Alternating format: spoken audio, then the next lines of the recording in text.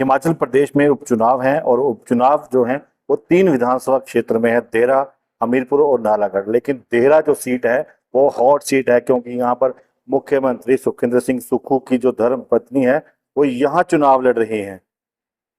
और दूसरी तरफ जो है, जो निर्दलीय विधायक थे, उनके इस्तीफे के बाद जो ये जो पूरा समीकरण बना वो अब भारतीय जनता पार्टी के प्रत्याशी हैं। इस वक्त जो है हमारे साथ बात करने के लिए देहरा में जो है वो धर्मशाला से जिन्होंने निर्दलीय चुनाव लड़ा, राकेश चौधरी, वो हैं। और ये इस वक्त रमेश धवाला, जो काफी समय से भारतीय जनता पार्टी से नाराज चल रहे हैं, उनसे मिलकर आए हैं, क्या फीडबैक दे के आए हैं, क्या फीडबैक लेके आए हैं, ये जानते हैं। क्योंकि राकेश चौधरी एक बड़ा नाम है धर्मशाला में, और इधर देहरा में जो है वो रमेश धवाला बड़ा नाम है। इनकी मुलाकात कहीं ना कहीं बड़ा विस्फोट ना देहरा में करे। इस वक्त हमारे साथ राकेश चौधरी हैं। सर, आपने धर्मशाला में चुनाव लड़ा, निर्दलीय चुनाव लड़ा, और आपके जो प्रतिद्वंदी थे सतीश शर्मा, जो चुनाव जीत गए।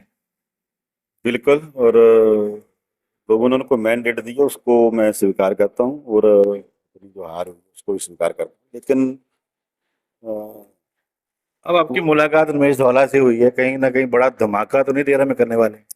नहीं, ऐसा नहीं है। उनके साथ मेरी एक वैसे एक शिष्टाचार भेंट थी, और उस भेंट में मैंने यही, और मैं अपने आप को उस स्थिति में भी नहीं समझता हूँ कि रमेश धवाला जैसे जो कदावर नेता भारतीय जनता पार्टी के रहे हैं, उनको हम कोई अपने तरफ से कुछ ऐसा बोले। और आपके माध्यम से मुझे पता चला कि रमेश धवाला जी नाराज हैं।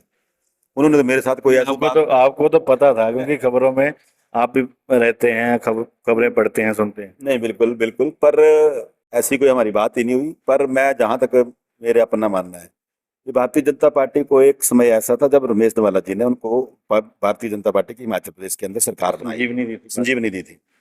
और इतने कदावर नेता हैं, चलो ये पार्टी संगठन ने जो भी निर्णय लिया, हाईकमान ने जो निर्णय लिए, लेकिन उनको भी कॉन्फिडेंस में लेना मुझे लगता है बहुत ज्यादा जरूरी है। और नहीं लिया होगा तो लें, अगर नहीं लेंगे तो घाटे में रहेंगे। लेकिन उनका अपना एक ऑरा है जिसका पार्टी को एक संजीवनी की तरह वो काम कर सकती ये भी कहा जा रहा है कि राकेश चौधरी 14 डालने आए हैं देहरा में। है। अरे मैंने क्या 14 डाले, मैं तो हाँ, नहीं, हमारी कम्युनिटी है, और कम्युनिटी के लोग हमें मानते भी हैं। और जहां तक उनके साथ उस विषय में मेरी बात हुई तो मैंने एक टो तो ली है, तो उससे मैंने ये जांचा है, मैंने मैंने ये मुझे आभास हुआ कि लोगों के जो मन है वो किस तरफ को है। किस तरफ? नहीं, ये तो मैं आपको कैमरे के सामने भी चुनाव होना बाकी है। मान लो कैमरा बंद है अब। नहीं नहीं, मान लेकिन लोगों ने मन बनाया हुआ है, और लोग धर्म तेरह के लोग जो हैं वो निश्चित तौर पे उन्होंने अब क्या निर्णय लेना है वो उन्होंने डिसाइड कर लिया होगा। क्योंकि आपकी जहां धवाला, जितने लोगों से रमेश 500 धवाला, लोगों से मेरी बात हुई, फिर रमेश धवाला तो भारतीय जनता पार्टी के सिपाही हैं। और सिपाही तो आप भी थे ना। हाँ, सिपाही तो हम भी थे तब थे। चलो, ऐसा है कि रमेश धवाला जी के बारे में मैं कुछ बोलूं या उनके विषय में मैं कोई टिप्पणी करूं, मैं उस स्थिति में नहीं। आप अपने लेकिन लोगों उस से मिले? बैठक हुई, और अच्छी बैठक हुई, सार्थक बैठक हुई। और बैठक में वहां पे पब्लिक आ रही है, उसके उनके पास जा रहे हैं लोग, तो ये ओपन बातें तो कुछ हो नहीं सकती है।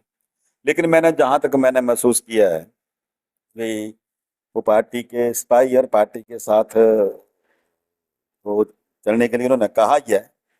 लेकिन क्या करते हैं, कैसा करते हैं, और अंदर की जो पीड़ा है वो भी कहीं ना कहीं है। अगर इतने वरिष्ठ नेता को आप हल्के में ले रहे हैं तो हम ये पार्टी पूछ रहे के हैं कि आप लोगों का, रमेश धवाला की पीड़ा जगाने आए थे कि मरहम लगाने आए थे? नहीं, मैं सच गाऊंगा क्या, मैं तो मर में लगाऊंगा जी। और बाकी मैंने आपको एक बात स्पष्ट कर दी है कि उनका बड़ा हो रहा है, वो बड़े कदावर नेता है, उनको मैं कुछ समझाऊं ये मेरे अधिकार क्षेत्र में नहीं है। लेकिन धर्म जो देहरा की जनता ने उन्होंने मन बनाया है, इस बार करना है। जैसे मेरी लोगों से पर्सनली बात हुई तो वाकई मैं भी थोड़ा सा वो हूँ कि लोगों ने मन बना लिया। और अब मैं या धवाला जी या कोई और क्या करने, कुछ लोग तो ऐसे महीनों से यहाँ बैठे हुए, उन्होंने क्या कार्रवाई की है या क्या क्या कर रहे हैं वो तो उनको पता होगा। लेकिन जनता निर्णायक स्थिति में फाइनली जो होती है वो जनता ही होती है, और इसका निर्णय जनता ही करेगी कि दे रहा मैं हमें कौन सा लीडर, कैसा लीडर चाहिए, जनता दे। धर्मशाला से आप 60 किलोमीटर आए, किससे 60 घाट हुई आपकी? मैंने तो लोगों से पूछा, और मैंने अपनी जानकारी के लिए पूछा, मुझे ना मैं कांग्रेस पार्टी के लिए आया हूँ ना मैं बीजेपी के लिए आया हूँ। लेकिन जहां पे मुझे लगा कि यहाँ पे क्या हो सकता है और क्या करना चाहिए, तो लोगों ने तो अपनी स्थिति बिल्कुल स्पष्ट की है। उस स्थिति के हिसाब से मैं बोल रहा हूँ कि लोगों ने क्या मन बनाया हुआ जी, अंधेरा मन का बनाया। अंधेरा का अंधेरा अंधेरा दूर अंधेरा होगा। का अंधेरा मुझे लगता है कि दूर होगा। दूर होगा, और जो भी बनेगा वो दूर करना भी उनको चाहिए, उनका दायित्व है कि भाई वो अच्छे संकेत नहीं भविष्य के। थोड़ा इशारा हमें तो समझ आ रहा है, तो आप आप अपने मुंह से बोले तो बहुत बढ़िया होता। मैं बोल नहीं सकता हूँ, पर इशारा तो आपको पता ही है। आप पत्रकारिता में यहाँ पे लंबे समय से हैं, और आप धवाला जी के साथ भी मिलते हैं, आप होशियार सिंह जी के साथ भी मिलते हैं, आप मैडम कमलेश जी से भी मिलते हैं, आप माननीय मुख्यमंत्री जी से मिलते हैं, आपका सबसे मिलना जुलना है। लेकिन देरा में जो होना है वो इस बारी जो बड़ा विस्फोट होने जा रहा है, और 2 दिन के बाद चुनाव है, 3 दिन के बाद रिजल्ट है, तो आपको सारी दो अलग की ज्वाला पहले शांत हो रही थी, फिर ज्वाला मुझे लग रहा है आप भड़का के जा रहे हैं। नहीं नहीं, ज्वाला जी की ज्वाला तो पता नहीं आपने देखी होनी। मैंने तो ज्वाला जी को वैसे ही शांत बड़े सौम्य और शांत स्वभाव में देखा, और वो अपनी बातों का आनंद लेते हैं। वो बातें हमने भी सुनी, हम भी वो आनंद लेके चले आए। पर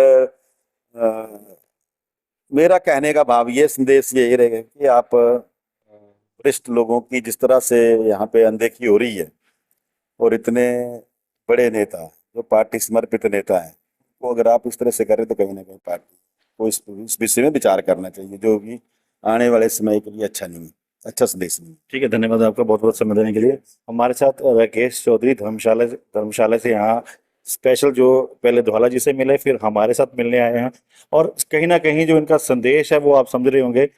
लेकिन ना मैं डिसाइड कर सकता हूँ ना ये राकेश चौधरी डिसाइड कर सकते हैं कि देरा के जनता का रुख क्या है, क्योंकि देरा का जनता का जो रुख है वो 10 तारीख को वोट के रूप में ईवीएम में कैद होने वाला है, और जो रिजल्ट है वो 13 तारीख को आने वाला है, क्योंकि जनता ही भाग्य विधाता है। ब्रजेश्वर साकी, न्यूज़ 18 देहरा।